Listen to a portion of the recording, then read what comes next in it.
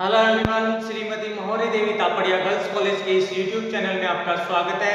आज हम chemistry class में जो टॉपिक आपके डिस्कस करने वाले हैं वो आपके हैं phase equilibrium of one component system. आपका जो आज का अपना वीडियो है वो आपका एक घटक तंत्र है, उसके लिए जो प्रावस्था साम्य है उससे रिलेटेड अपन है आज की इस वीडियो में अपन बात करने वाले हैं।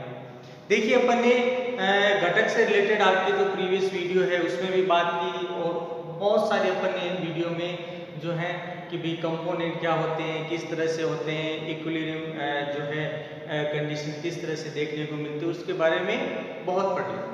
आज अपने यहाँ पर ऐसा सिस्टम देखेंगे कि जिसमें आपका घटक तो एक है, या कहते अवयवी जो संख्या है वो तो कितनी है, एक है, लेकिन उसकी जो समीकरण है यानी उसमें भाग लेने वाले जो भाग है अपन उसकी बात करें, और साथ में उसमें जो है आपके जो नियंत्रित अवस्था है वो क्या हो, अगर लगातार बदलती हो तो उसके फलस्वरूप आप देखोगे कि सिस्टम में आपके लगातार क्या होता है, बहुत सारे जो चेंजेस हैं वो एक साथ संपन्न किए जाते हैं।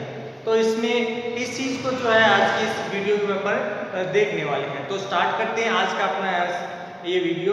तो यहाँ पर क्या बताया गया है कि इस प्रकार का जो तंत्र, कि एक इस प्रकार का तंत्र है,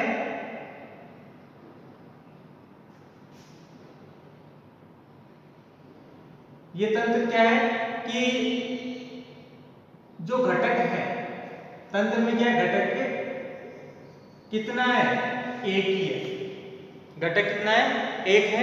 क्योंकि अपन यहां पर बात करें कि किसी तंत्र में कम से कम एक प्रावस्था अवश्य होगी। तो अपना सिस्टम कैसा है, यहां पर एक है कि भाई अपन यहां पर इस सिस्टम में घटक कितने बता रहे हैं कि घटक एक ही है। तो किसी अपन बात करें तंत्र में कम से कम जो प्रावस्थाएं होंगी वो एक तो अवश्य होगी, और यहाँ पर एक ही घटक है तो इसके लिए बात करें, इसकी जो प्रावस्था है वो कितनी हो गई, प्रावस्था क्या हो जाएगी, P। यहाँ पर कितना देखने को मिलेगा, एक ही आपको इसमें जो है आपको देखने को मिलता है।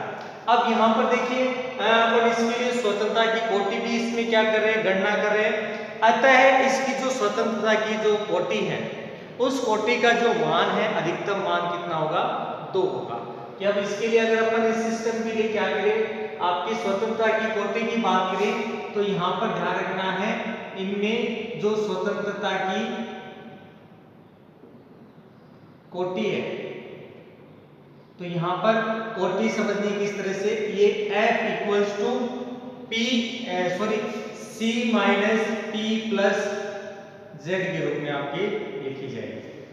अब यहां पर स्वतंत्रता की कोटि देख रहे हैं आपके, सबसे पहले अवयवी, तो यहां पर घटक एक ही है तो यहां पर अवयवी की संख्या कितनी होगी, एक। फिर बात करें प्रावस्था, तो प्रावस्था भी वही एक, प्लस नियंत्रित स्थिति Z क्या है यहाँ पर, नियंत्रित स्थिति, तो सामान्यतः ये क्या है, 2।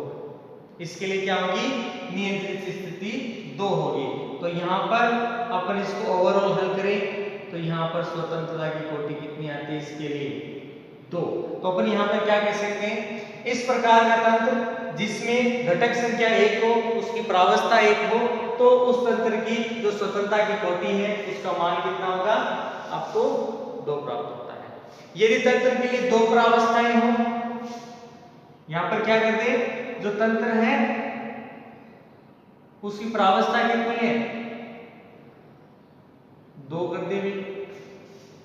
अगर प्रावस्था आपकी 2 कर दी जाती है तो यहां पर स्वतंत्रता की जो कोटि है, सामान्यतः इसका मान कितना हो जाता है, 1 आता है। इसका मान कितना होगा, आपके 1 प्राप्त होता है। जैसे यहां पर अपन बात करें F इक्वल्स टू, तो यहां पर तंत्र एक ही है, अब यहां पर घटक, तो यहां पर ये देख लिया। अब प्रावस्था कितनी है, 2 है, और साथ में बात करें कि भाई इसमें Z भी तो 2 ही है। अब इसमें से ओवरऑल घटा दिया तो यहाँ पर देखिए क्या देखने को मिलता है कि यहाँ पर ये जो मान है वो कितना प्राप्त होता है आपको, 1 प्राप्त होता है। कितना हो जाएगा, 1 हो जाएगा। अब यहाँ पर जो चीज समझनी है कि भाई ये दोनों इसमें से घटाकर अपन ने इसकी स्वतंत्रता की कोटि लिख दी, तो f = 1 हो गया। अब इसी तरह से अगर यहाँ पर बात करें कि यहाँ पर अगर आपका कोई तंत्र है और एक ही प्रकार का जो चर हुआ है, तो मतलब यहाँ पर ये चीज है कि ताप या दाब किसी एक चर को क्या कर रहे हैं अपन, स्थिर कर रहे हैं, तो दूसरा अपने आप क्या हो जाता है, स्थिर हो जाता है। यहाँ पर क्या कहेंगे कि किसी एक तंत्र जो चर है या जो कहते हैं कि ताप या दाब में से किसी एक को अपन स्थिर किया तो दूसरे अपने आप स्थिर हो जाता है। तो एक तो 2 स्थितियां अपन ने यहाँ पर देखी। तीसरी स्थिति देखिए क्या बताएगी कि 3 तंत्र में क्या है, अब 3 प्रावस्थाएं हैं। तो यहाँ पर जब तंत्र में 3 प्रावस्थाएं होती हैं तो यहाँ पर अपन बात करते हैं इसकी स्वतंत्रता की कोटि है, यहाँ पर 0 प्राप्त होती है, क्या बताया है। और ऐसी स्थिति कब होगी, जब निश्चित ताप व दाब पर किसी घटक की क्या देख रहे हो अपन, जो प्रावस्था साम्य है देख रहे हैं। इस प्रकार के तंत्र के लिए अपन ने व्याख्या करने के लिए ताप दाब के मध्य है अपन क्या करते हैं, आपका वक्र करते हैं। तो यहाँ पर अगर बात करें 1 - 3 + 2 = 0, यानी यहाँ पर f = 0 अपने पास प्राप्त हो जाता है। तो तंत्र क्या होगा, पूरा का पूरा अचर होगा या फिर यदि नॉन वेरिएंट है, ये सिस्टम आपको देखने को मिलता है। मतलब सिस्टम कैसा हो गया, नॉन वेरिएंट टाइप का है सिस्टम देखने को मिलता है। इस तंत्र को एक्सप्लेन करने के लिए आपका एक वक्र दिया गया है, उस वक्र को अपन बढ़ाते हैं जो सामान्यतः ताप दाब है उसके बीच में बनाया गया था। और इसको सामान्यतः है आपका जो अपन ने आपके जो प्रीवियस वीडियोस थे उनमें एक नाम आया था आपके क्लॉसियस क्लेपेरॉन रिएक्शन, ठीक है, या कहते हैं उसकी समीकरण। तो वहां पर आपने जो देखा था अपन उसी को जो है काम में लेते हुए इसमें आपका जो ताप दाब वक्र है वो अपन इसमें खींचते हैं। अब देखिए ये जो वक्र ताप दाब है वो किस तरह से खींचा जाता है, तो अपन एक आपके जो इसका आपके छोटा प्रारूप है वो बना रहे हैं।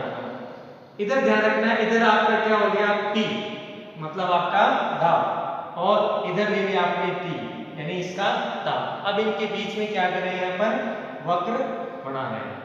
तो यहाँ पर देखिए ये जो वक्र है सामान्यतः आपको इस तरह से प्राप्त होगा, जहां पर ये जो है सबसे पहले बात करें अपन ने द्रव के लिए पानी के लिए बात की, जल के लिए बात की है, तो वो क्या हो सकता है, पहला ठोस द्रव हो सकता है। दूसरी बात करें इस स्थिति के अंदर द्रव वाष्प हो सकता है, और तीसरी स्थिति है यहां वाली, ये ठोस वाष्प हो सकती है, ठीक है। इनको इस डायग्राम से अपन क्या कर सकते हैं, इसका जो एक्सप्लेनेशन है वो कर सकते हैं। और एक प्रारूपिक आपके पास क्या प्राप्त हो जाता है, जो एक घटक तंत्र है उसके लिए दाब दाब वक्र है वो अपने इसी डायग्राम से अपन क्या कर सकते हैं, एक्सप्लेन कर सकते हैं। अब यहाँ पर देखिए अपन ने डायग्राम को बना दिया। अब इस डायग्राम के द्वारा अपन क्या क्या देख सकते हैं, तो क्या बताया गया है, द्रव वाष्प हो अथवा ठोस साम्य, इनके लिए अपन बात करें ताप और दाब संबंध बताने के लिए अभी जो अपन ने बात की थी क्लॉसियस क्लेपेरॉन जो आपके समीकरण है उसका क्या किया जाता है, उपयोग किया जाता है। और यहाँ पर इन दोनों के मध्य जो संबंध बताने यानी किसके लिए, द्रव वाष्प साम्य है इसकी स्थिति की बताने के लिए आपके क्या किया जाता है, इन सब का यूज किया जाता है। अब यहाँ पर देखिए चीज क्या बताई गई है कि साम्य अवस्था पर कब आपके इस स्थिति के जो डायग्राम बना है इसके लिए क्या बताया गया है कि साम्य अवस्था पर जो आपका 1 मोल द्रव है कि जो मुक्त ऊष्मा है 1 मोल वाष्प है उस मुक्त ऊर्जा के बराबर है। अभी देखिए क्या बताया गया है कि इसने क्या कहा है कि जो आपके साम्यावस्था है, अपन यहां पर इस चीज को समझते हैं। साम्यावस्था पर आपका एक मोल, कौन सा एक मोल? द्रव, इसकी जो मुक्त ऊष्मा है या कह दे मुक्त ऊर्जा कितनी है? एक मोल वाष्प।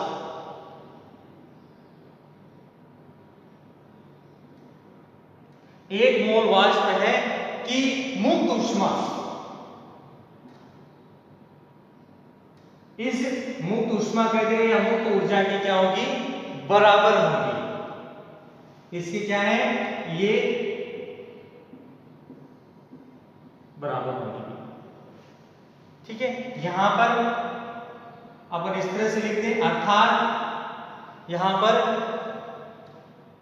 GL इक्वल्स टू GV, क्या लिख दिया?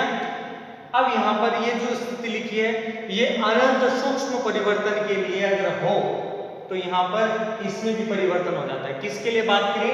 अगर ये अनंत सूक्ष्म परिवर्तन, अगर इसके लिए बात करें तो यहां पर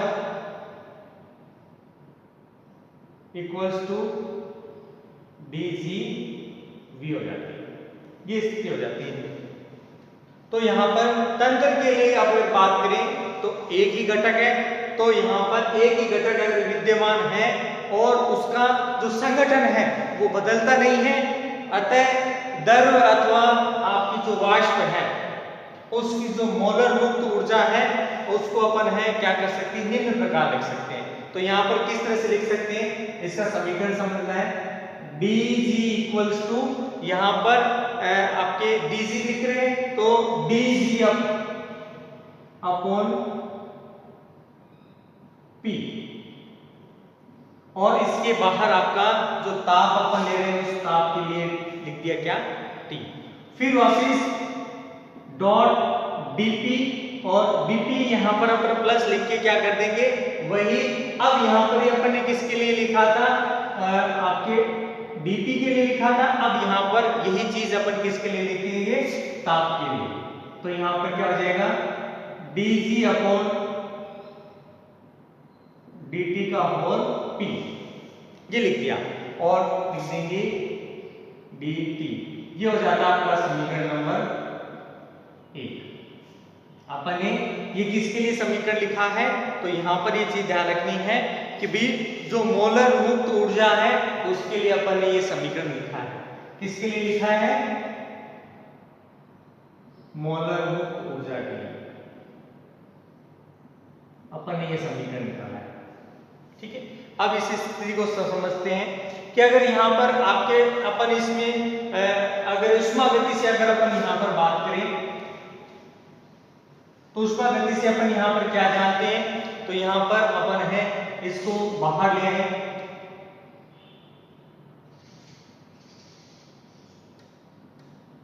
और इसके बाहर whole T equals to V। तो अपन ने यहां पर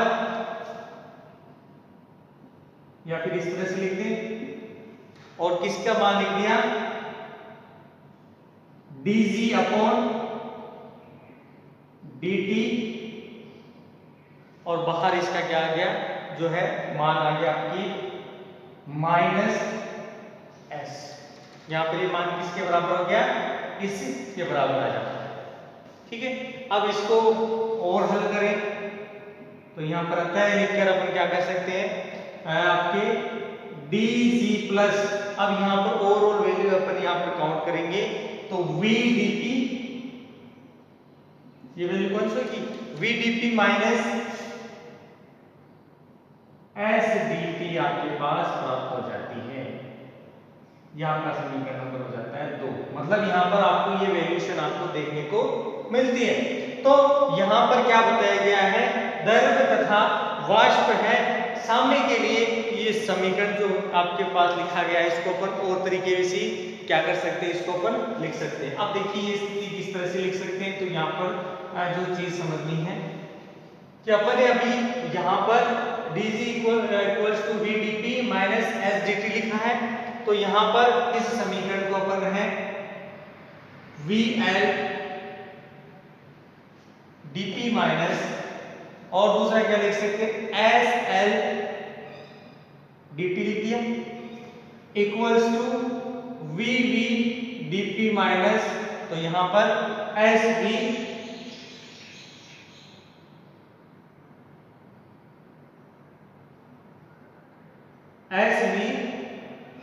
dt और लिखें तो अथवा करके अपन इसको और भी तरीके से लिख सकते हैं। तो यहाँ पर जो है अपन इसका एक दूसरे पक्षांतर कर दे sv dt minus sl dt हो जाता है।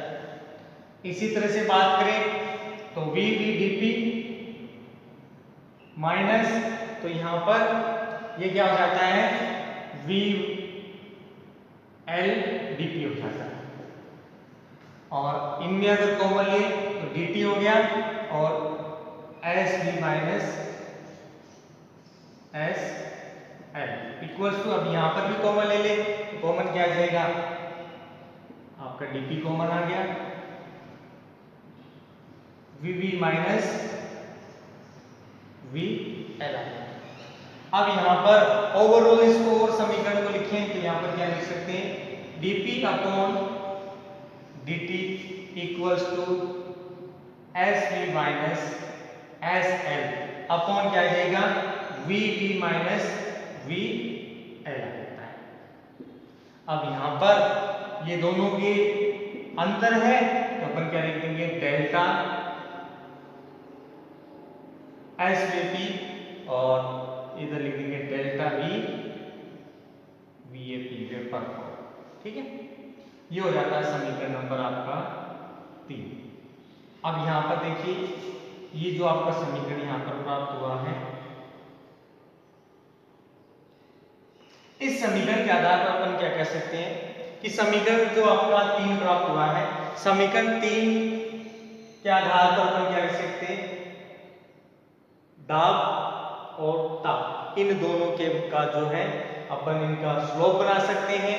इनकी जो आपकी स्लोप की जो है आपकी जानकारी प्राप्त हो सकती है भी इसमें किस तरह से ये चीजें हैं आपको देखने को मिलेंगी कि भी इसमें द्रव वाष्प जो बनी थी वो किस तरह से बनी थी, आपके इसमें जो ठोस वाष्प है वो किस तरह से बनी थी और एक द्रव वाष्प आपको जो बताई थी और ठोस द्रव किस तरह से बनता है। तो यहाँ पर आपके दाब और ताप के मध्य जो अंतर है वो समीकरण नंबर 3 से अपन क्या कर सकते हैं एक्सप्लेन कर सकते हैं। तो ये था आपके वन कंपोनेंट सिस्टम है उसके लिए फेज इक्विलिब्रियम है वो किस तरह से लिखा जाता है। तो यहाँ पर अपन उनके बारे में एक वक्र बना दिया और फिर उसके बाद ये जो समीकरण अपने पास प्राप्त हुआ है इसके आधार पर जो है अपन वन कंपोनेंट सिस्टम के लिए जो फेज इक्विलिब्रियम है अपन बता सकते हैं। तो ये था डियर स्टूडेंट आपके इससे रिलेटेड आज का अपना वीडियो। आई होप यू आज का वीडियो आपको पसंद आएगा। वीडियो को लाइक करें, शेयर करें और इससे रिलेटेड नोट्स बनाते रहें और इस वीडियो को देखने के लिए धन्यवाद।